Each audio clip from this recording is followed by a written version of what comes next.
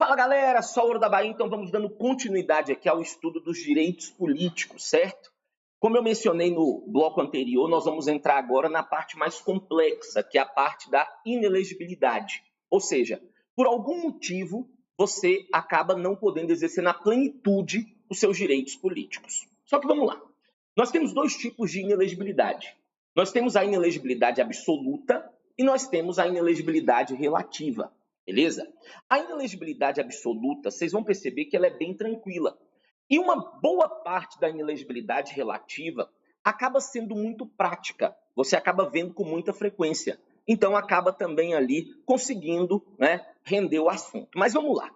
A nossa Constituição fala assim: são absolutamente inelegíveis. Ou seja, não pode ser candidato a nenhum cargo no Brasil. Quem? Vamos lá, porque nós já temos o esqueminha aqui. Nós temos nessa condição aqui os analfabetos e também os inalistáveis. E como inalistáveis, nós temos dois. Nós vamos ter os conscritos e também os estrangeiros. Então vamos lá, pessoal. São absolutamente inelegíveis. Primeiro, os analfabetos. Eu preciso lembrar que analfabeto pode votar, mas em nenhuma circunstância ele pode ser votado, porque ele é absolutamente inelegível. Mas, já para com as perguntas. O que você vê na prática, tira da teoria, beleza? Por favor, né? Então, é tanto que, quando desconfiam que alguém é analfabeto, ele tem que fazer uma prova perante o TRE. O Tiririca passou por essa prova, por exemplo, né? Então, analfabeto pode votar, mas em nenhuma circunstância pode ser votado, porque é absolutamente inelegível. Além dos analfabetos, nós temos os inalistáveis, por uma questão óbvia. Antes de ser votado, primeiro você tem que votar. Você tem que ter título de eleitor, você tem que ter o alistamento eleitoral. Se esse cara aqui ele não pode votar, consequentemente, obviamente, ele não pode ser votado. E nessa condição de inalistáveis, nós temos dois. Nós temos os conscritos, que são aqueles que estão durante o período de serviço militar obrigatório, e os estrangeiros.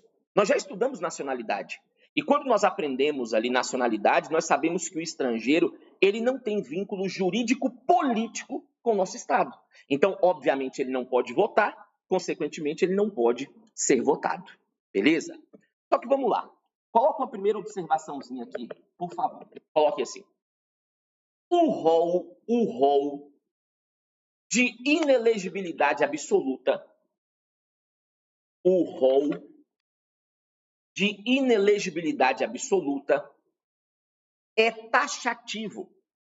É taxativo. Ok? Então, nós só vamos ter essas hipóteses aqui, nós não vamos poder ampliá-las por lei, por exemplo, igual nós vamos ver nos casos de inelegibilidade relativa. Outro detalhe também que eu já vi caindo em prova algumas vezes, e eu prefiro colocar por conta de algumas expressões. Quer ver? Coloque aqui, então, a segunda observação. Coloquem assim. Todo inalistável é inelegível. Todo inalistável é inelegível. Porém, nem todo inelegível é inalistável. Porém, nem todo inelegível é inalistável. Veja bem, todo inalistável é inelegível? Óbvio. Se ele não pode votar, consequentemente, ele não pode ser votado. Ponto. Agora, nem todo inelegível é inalistável. Exemplo clássico, analfabeto. O analfabeto ele é absolutamente inelegível. Não pode ser candidato a nenhum cargo, mas ele acaba sendo alistável. Embora o alistamento para ele seja facultativo, ele pode. Ok? Então, dessa forma, nós vimos aqui os absolutamente inelegíveis. E percebemos que aqui é muito literal. Agora, quando eu entro para a relativa, aí vocês vão perceber que aqui acaba sendo um pouco mais complexo em virtude da quantidade de informações. Quando nós falamos da relativa, primeira coisa que eu preciso observar, ela é subdividida em 4 pontos. Relativa por motivos funcionais, por motivos de casamento ou parentesco, pela condição de militar ou por previsões em lei complementar. Ok? Segundo detalhe, e daqui a pouco eu anoto, obviamente. Essas duas primeiras aqui, por motivos funcionais e por motivos de casamento ou parentesco, tem um detalhe que nós precisamos ficar atentos.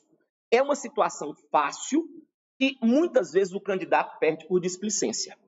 Essas duas primeiras aqui, pessoal, eu só posso aplicá-las aos chefes do executivo. Então, essas duas primeiras eu só aplico para presidente, para governadores e para prefeito. Vocês vão perceber que com muita frequência mesmo, ele vai tentar empurrar essas duas no legislativo, para deputado, vereador, senador, mas não rola. Então, vamos colocar isso aqui como observação, porque isso aqui é importante demais. Coloquem assim. A inelegibilidade relativa por motivos funcionais, a inelegibilidade relativa por motivos funcionais e a inelegibilidade por motivos de casamento ou parentesco e a inelegibilidade por motivos de casamento ou parentesco só podem ser aplicadas aos chefes do executivo. Só podem ser aplicadas aos chefes do executivo. Entre parênteses, presidente, governadores e prefeitos. Entre parênteses, presidente, governadores e prefeitos. Beleza? Então, essa é a primeira consideração muito importante que eu não poderia deixar passar batido. Só que vamos lá. Vamos voltar aqui no esqueminha.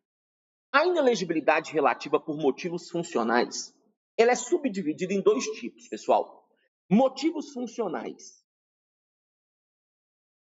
para o mesmo cargo, que é o que nós conhecemos como a reeleição, e motivos funcionais para outros cargos, que nós chamamos de desincompatibilização.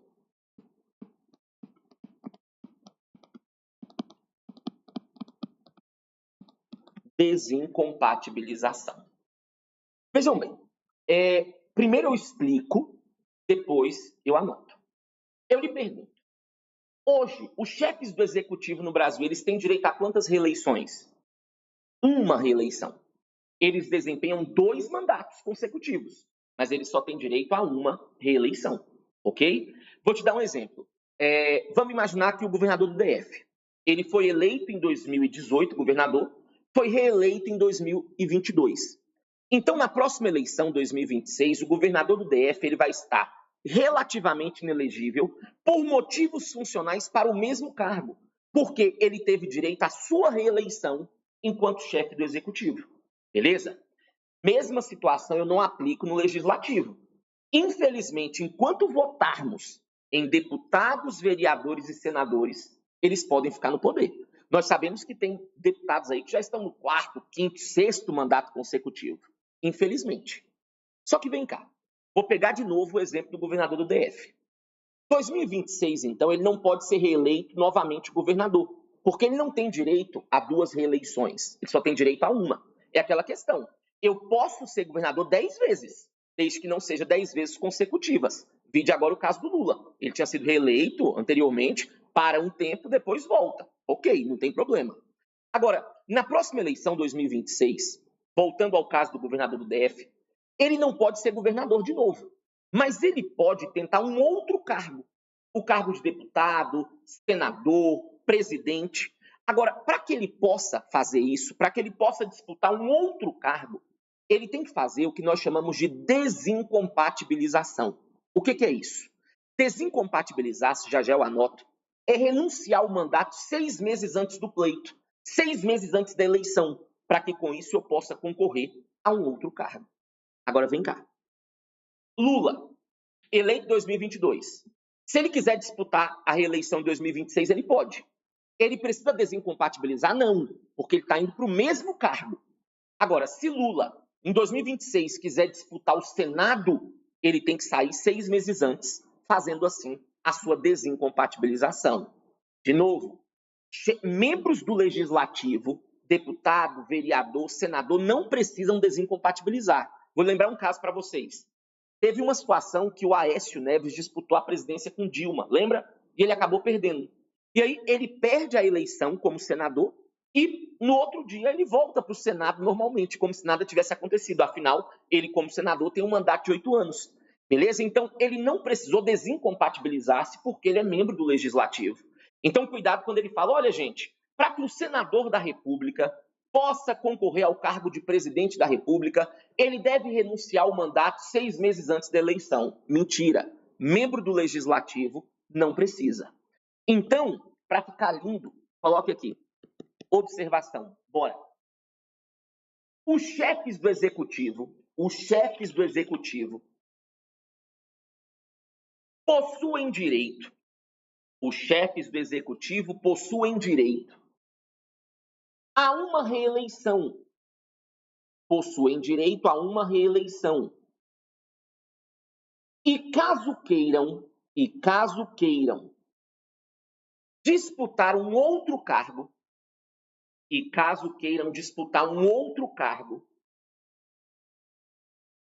devem renunciar ao mandato. 6 meses antes da eleição. Devem renunciar ao mandato 6 meses antes da eleição. Fazendo assim a sua desincompatibilização.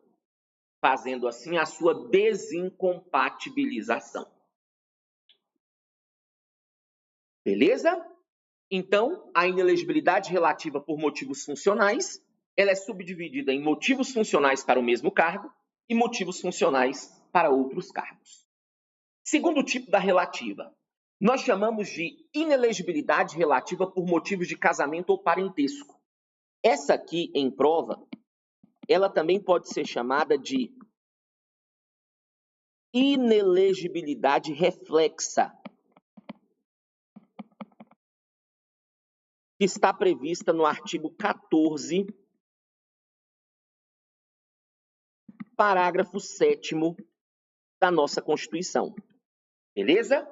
Então, ela pode ser chamada de inelegibilidade reflexa ou reflexiva e está lá no parágrafo 7º. Agora, o grande problema que nós vamos enfrentar é essa aqui. Essa aqui eu preciso da sua atenção dobrada, triplicada, porque essa aqui ela é enjoada. Mas vamos lá, porque eu vou tentar chegar da maneira mais tranquila possível. Quer ver? Primeiramente, pega o texto aí da Constituição no parágrafo 7º. Encontraram? O texto fala assim: são inelegíveis, no território de jurisdição do titular, o cônjuge e os parentes consanguíneos ou afins até o 2º grau, do presidente, dos governadores, dos prefeitos ou de quem os haja substituído dentro dos 6 meses anteriores ao pleito, salvo se já titular de mandato eletivo e candidato à reeleição. Esse texto, ele nos leva para uma direção, quando na verdade ele está falando de outra coisa. E eu vou lhe mostrar isso. Só que entenda, não adianta eu tentar te explicar o que é inelegibilidade reflexa se eu não te explicar o que é casamento e o que é parentesco. É algo inócuo, é algo inútil. Então, primeiro eu vou te explicar o que é casamento e parentesco, vou anotar tudo, como eu sempre faço, e depois é que nós vamos entender a situação. Veja bem, o texto falou assim: são inelegíveis o cônjuge e os parentes consanguíneos ou afins até o 2º grau. Primeira advertência que eu faço aqui. Geralmente, quando a prova é literal, ele troca 2º por 3º grau. Geralmente. E existe um porquê dele fazer essa troca? Existe. Nós temos uma súmula vinculante que é a 13, que trata sobre nepotismo, que é a proibição de contratar parentes em linha reta ou colateral até o 3º grau. Nepotismo, proibição de contratar parentes, vai até o 3º. Inelegibilidade reflexa, por sua vez, vai até o 2º. Primeiro detalhe que eu não posso esquecer. Agora vem cá. Se você gosta de perceber, reparar o texto, ele fala assim: são inelegíveis o cônjuge e os parentes. Percebeu isso? O cônjuge e os parentes. Quem é o cônjuge? Marido, mulher, esposo, esposa, né? Só que olha que interessante. O nosso direito ele tem muita influência romano-germânica. Ele tem muita influência bíblica. E essa história do cônjuge, ela sai da Bíblia. Quando você pega ali Gênesis na Bíblia, ou Efésios, Gênesis 2:24, Efésios 3:15, salvo engano, ele fala assim: o homem sai da sua casa, a mulher também, juntar-se-ão e formar-se-ão uma só carne. Então, quando você casa para a Bíblia, você vira uma só carne, você vira um só corpo. Mesma história nós vamos aprender aqui. Quando você casa, você não tem parentesco com sua esposa, com seu esposo. Vocês tornam-se uma só carne, um só corpo, ok? E aí, isso vai ter reflexo aqui nessa situação. Deixa eu te explicar um caso que aconteceu para que você possa entender uma súmula vinculante que é muito cobrada em prova. Vamos imaginar que eu resolvi ser candidato a governador. Eu sou um empresário e tudo, né? Mas eu resolvi ser candidato. E aí acabei sendo eleito. Quando eu fui eleito, eu percebi que a vida política seria muito boa, né? Senão não teria entrado, aquela coisa toda, gastado milhões, né?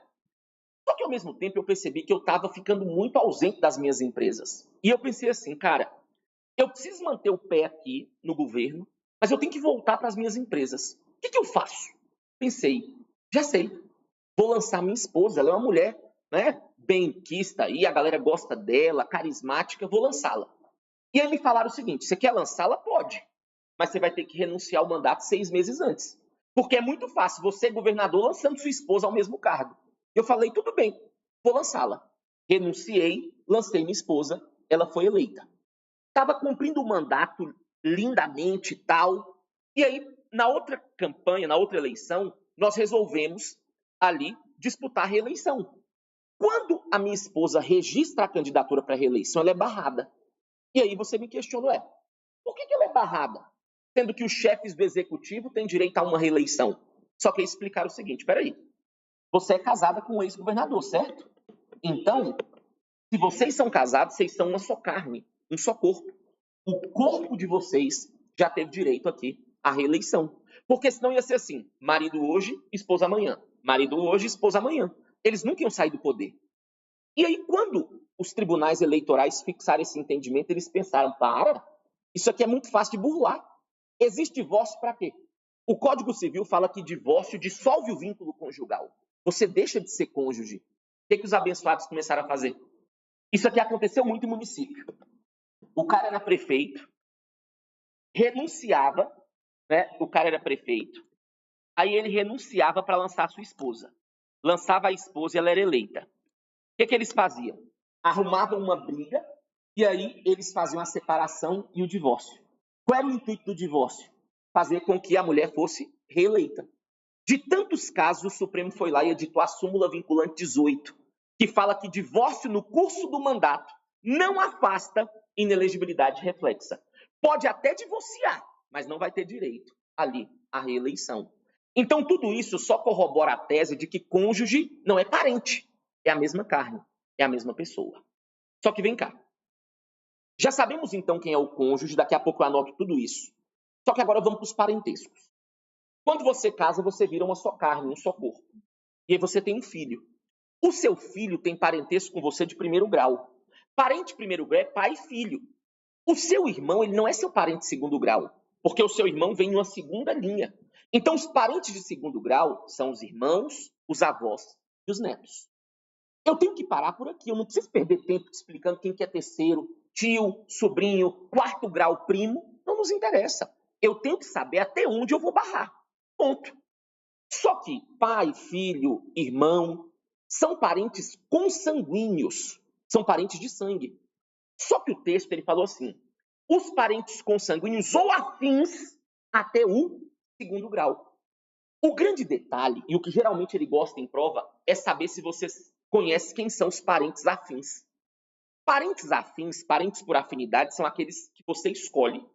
Como assim, professor? Até que prove o contrário, você escolhe com quem você vai casar.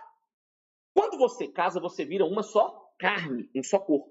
Então olha que lindo isso aqui. Os parentes daqui viram parentes de cá e vice-versa. O sogro e a sogra vira pai e mãe, só que por afinidade. O cunhado vira irmão, só que por afinidade.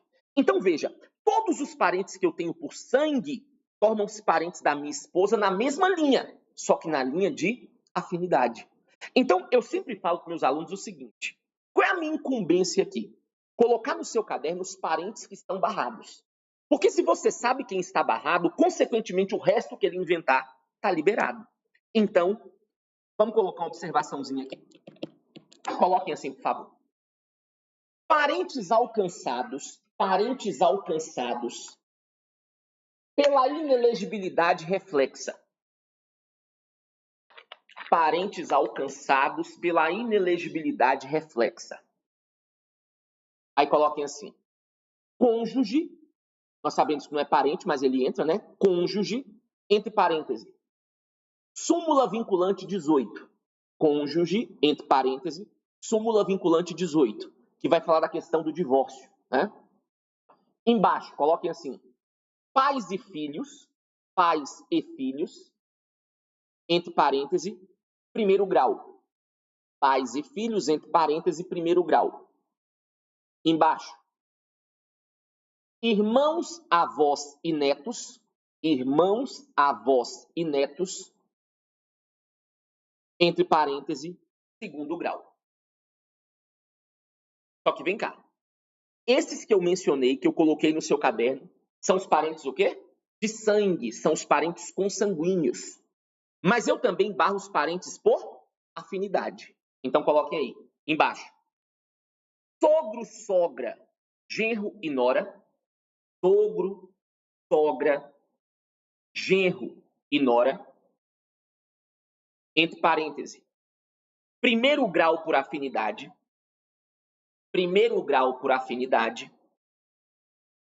Embaixo.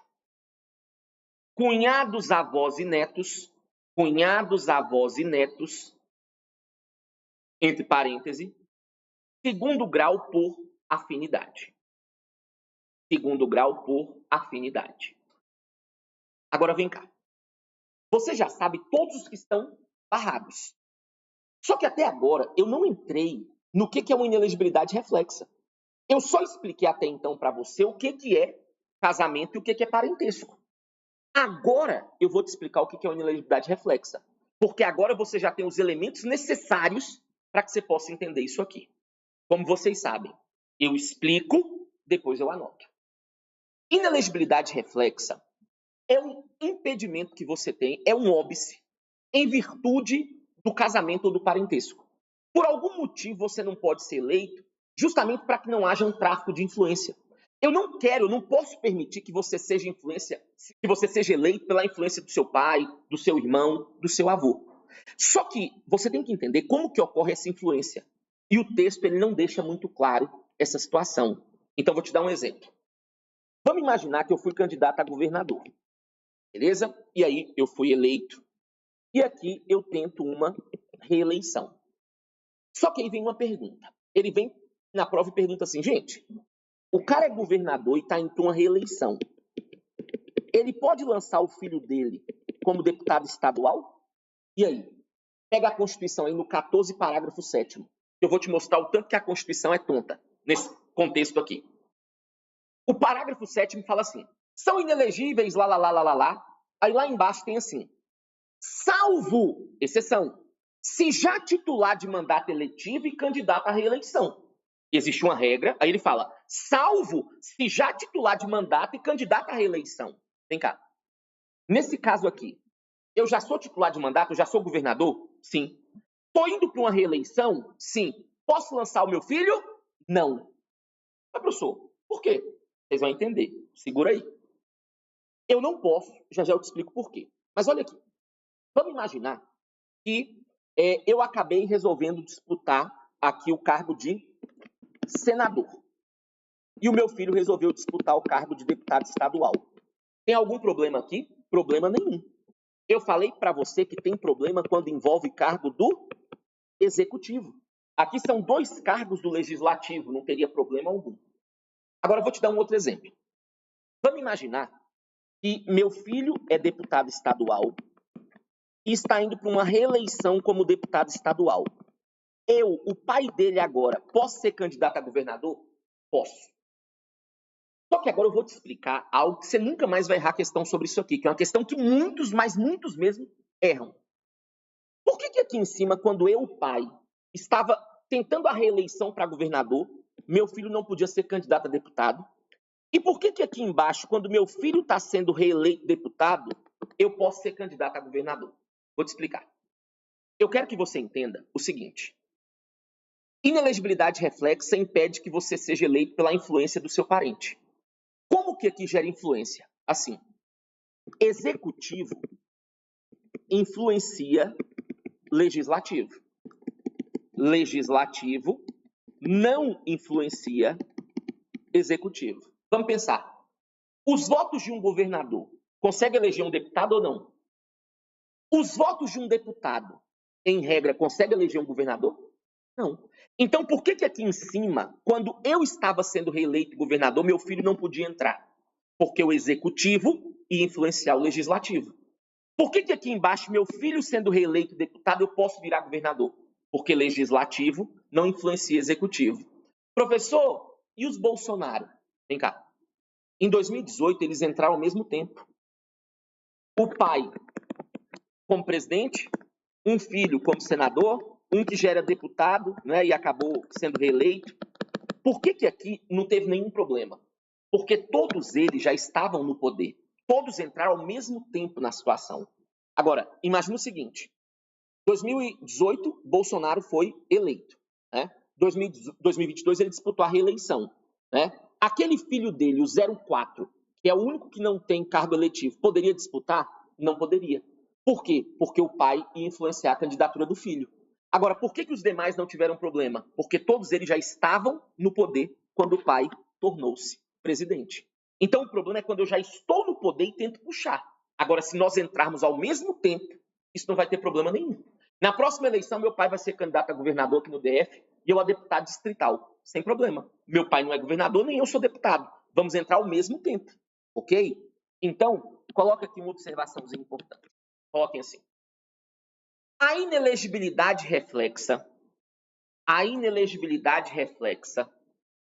tem por objetivo